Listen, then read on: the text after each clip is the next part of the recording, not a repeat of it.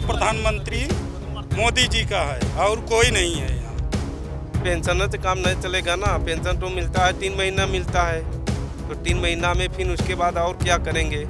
पहला एक नंबर पर तो मायावती है। शासन प्रशासन के बीच में, रोजगार के बीच में एक नंबर की वही है।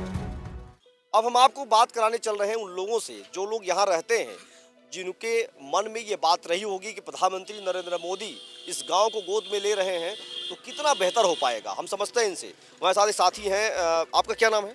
सुनील कुमार शर्मा। सुनील जी, जब प्रधानमंत्री नरेंद्र मोदी ने घोषणा की कि जयपुर गांव को वो गोद ले रहे हैं, एक चर्चा यहाँ उस समय थी। मैं उस बात को इसलिए याद दिलाना चाहता हूँ क्योंकि चर्चा होती थी कि मोदी का गुजरात मॉडल।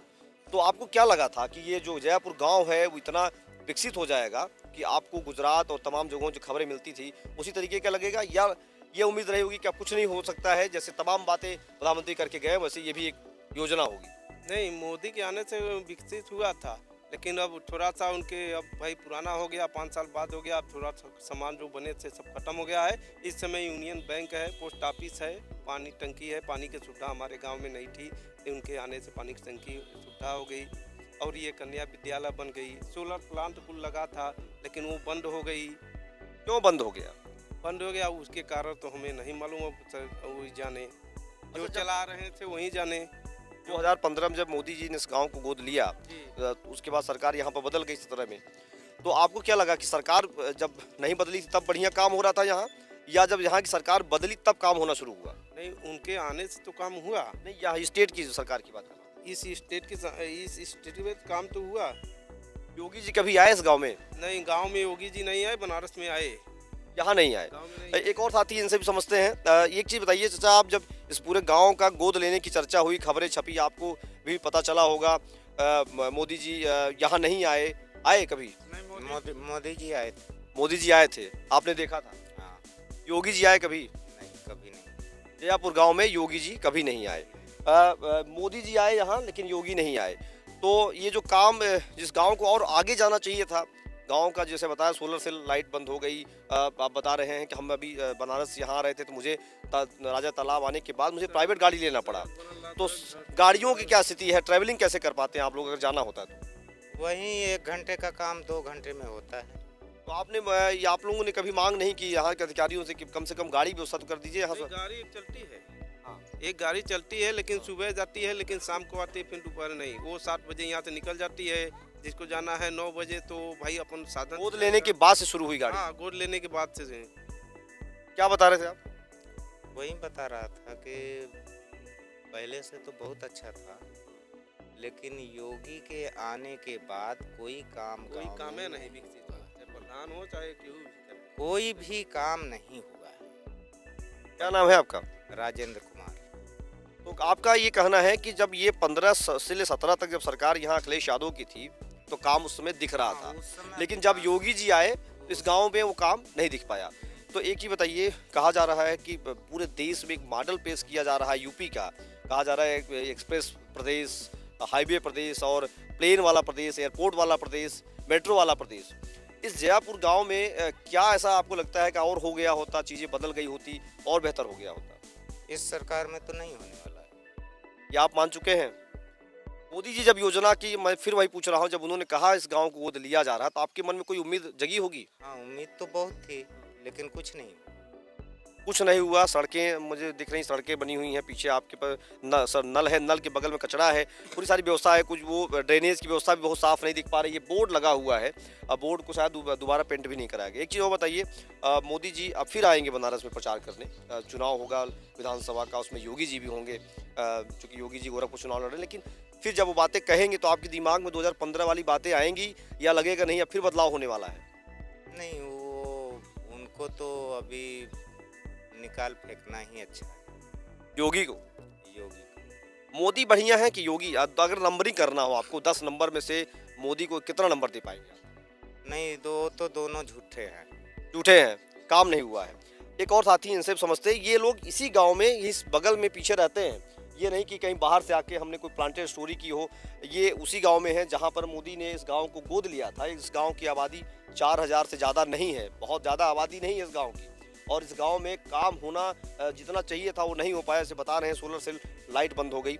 एक चीज़ आपसे जानना चाहेंगे, रोजगार की बात हो रही है लगातार, हम अभी आपसे अभी आपसे हम बतलाएंगे, रोजगार की बात हो रही है लगातार। उत्तर प्रदेश में कहा जा रहा है रोजगार की व्यवस्था बहुत अच्छी नहीं है, जैसा लोग विपक्ष वाले कह रहे हैं, लेकिन सत्ता पक्ष वाले कह रहे हैं रोजगार बहुत बड़ा है। तो आपको अभी अगर इस समय क्या समझ में आता है कि 15 वाले मोदी और 17 वाले योगी में अभी कितना फर्क पड़ रहा है?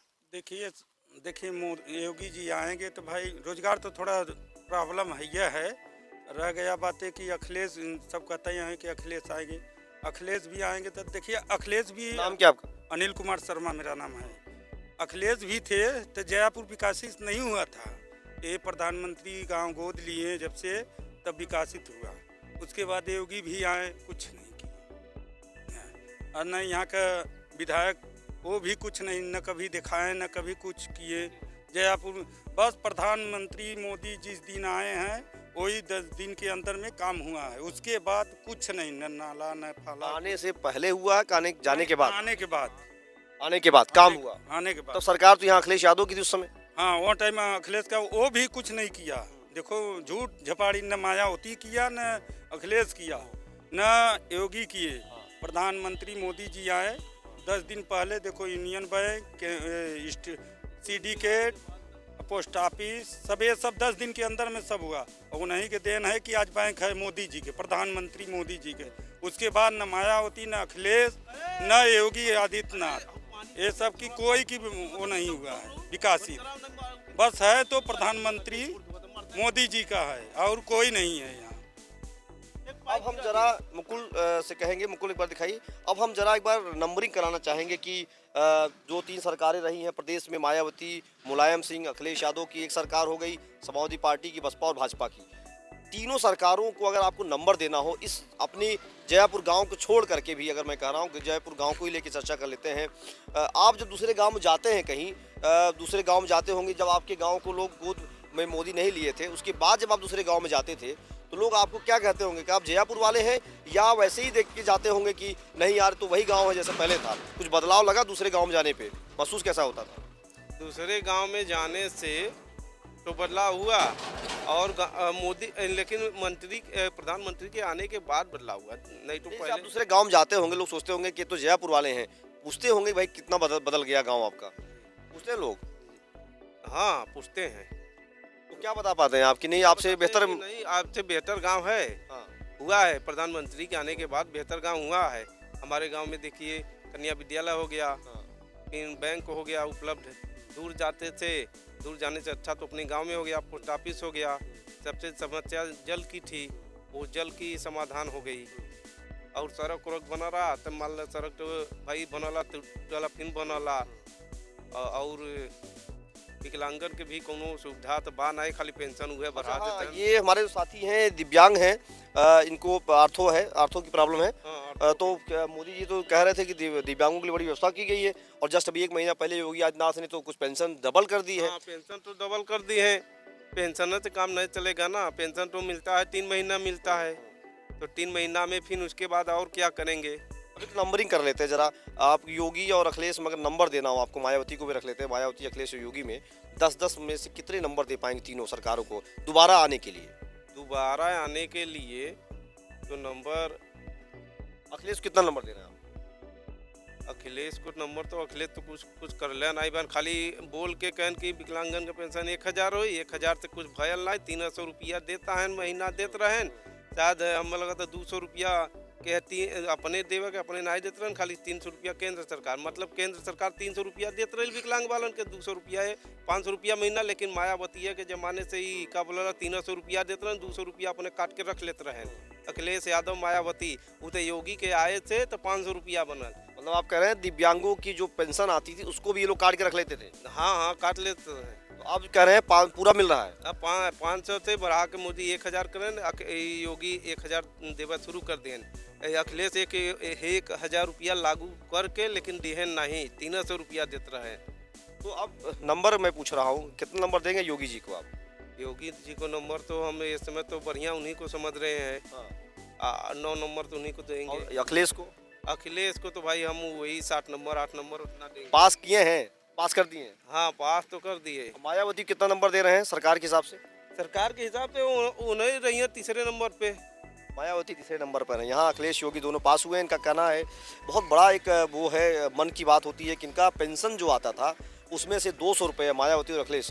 चाचा कितना नंबर दे रहे हैं दोनों सरकारों, तीनों को, अगर मायावती, अखिलेश और योगी को? देखिए, जहाँ तक रही रोजगार और विकास, ठीक है, और शासन प्रशासन, ठीक है, तो पहला एक नंबर पर तो मायावती है।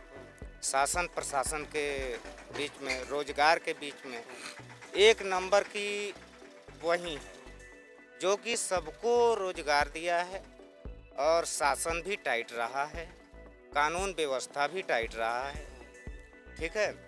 उसके बाद अखिलेश है। अखिलेश के भी राज में मतलब कि रोजगार अच्छा चला, सब कुछ अच्छा चला।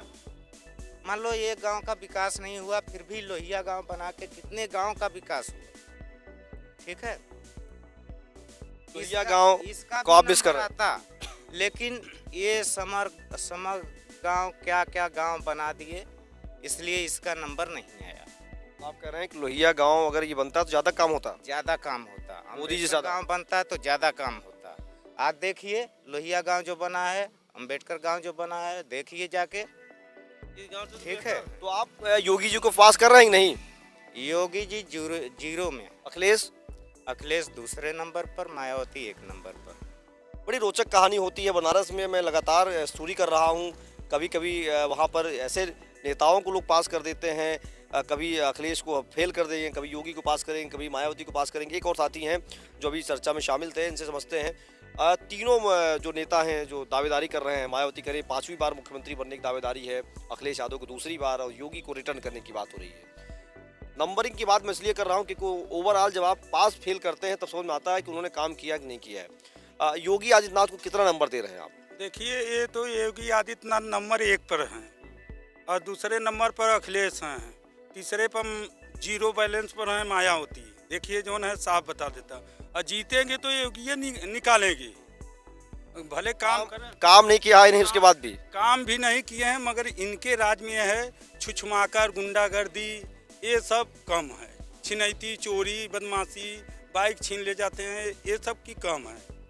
और शासन को आप अच्छा मान रहे हैं? हाँ, इनको शासन में तो अच्छा मानो, भले रोजगार नहीं दिए हैं, मगर ये बात है कि इनके में गुंडागर्दी कम, शांति है। शांति है। तो ये कहानी है। मैं इसमें हूँ, मैं फिर बता रहा हूँ, जयापुर गांव है। हमारे पीछे एक स्कूल में कुछ और चीज़ें हो रही हैं, दिख रही हैं आपको साफ साफ। स्कूल में ये कुछ बना हुआ है, गड्ढा है, इधर नल है, कचरा भी है। तो हमने यहाँ पर ये समझने का प्रयास किया कि जयापुर गांव में वाकई में योगी आदित्यनाथ नहीं आए, और जैसा इन्होंने बताया कि उनका ना आना ये बात साबित करता है कि उपेक्षित करने की बात होती है। मायावती का अगर अम्बेडकर गांव गोद लिया गया होता या अखिलेश यादव के समावती गांव में होता तो इनका कहना है कि कुछ ज़्यादा विकास हो पाता। हालांकि इनका कहना है प्राइम मिनिस्टर यहाँ पर आए थे, उसके बाद बहुत सारा काम हुआ। तो ये कहानी है मोदी द्वारा लिए गए गोद जयापुर गाँव की, जहाँ की कहानी आपको बताना बहुत ज़रूरी था। हमने इसलिए इस जगह को चुना क्योंकि यहाँ पर दोनों चीज़ें दिख रही हैं। यहाँ पर काशी नरेश के द्वारा जो है, विभूति नारायण जी के द्वारा जिस तरीके से यहाँ पर उद्घाटन हुआ, बड़ी बिल्डिंग पीछे बन गई। बिल्डिंग बड़ी बनी, लेकिन काम वैसा ही दिख रहा है जैसा यहाँ पर पहले था। तो लगातार बनारस के सेवापुरी के जयापुर गांव से हमारी रिपोर्ट जारी है। हम आपको दिखाएंगे जिस बैंक की इन्होंने बात की है, जिस पोस्ट ऑफिस की बात की है, उसका भी हम आपको अभी पूरा डिटेल देंगे। अगली जो सीरीज होगी जयापुर गांव की, उसमें हम आपको पूरा दिखाएंगे उस गांव की कहानी जिस गांव को मोदी ने लिया था गोद। आज बस इतना ही। लगातार देखते रहिए। धन्यवाद।